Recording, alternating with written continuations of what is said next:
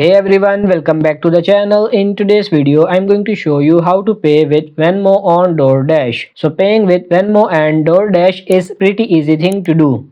So as you know, Doordash is a food delivery application that lets you order food and you guys can pay for that. You can also buy some groceries. It totally depends upon you whatever you want to buy. So how you can guys use Venmo to pay for your Doordash products? Well, Venmo has a various layers of payments you can use according to your choice. You can either use the credit card, you can either direct link the account from Venmo to Doordash, or you guys can also use the virtual card. It totally depends on you. So you just need to go to your Venmo application and you will be able to see the option for the payment methods that you can make. So you just need to select the comfortable payment methods that you want to use and you need to put that into Doordash. So that's pretty much it. That's how you can easily pay with Venmo on Doordash. I hope this video was helpful for you. If it is, like it and subscribe to the channel. Thank you.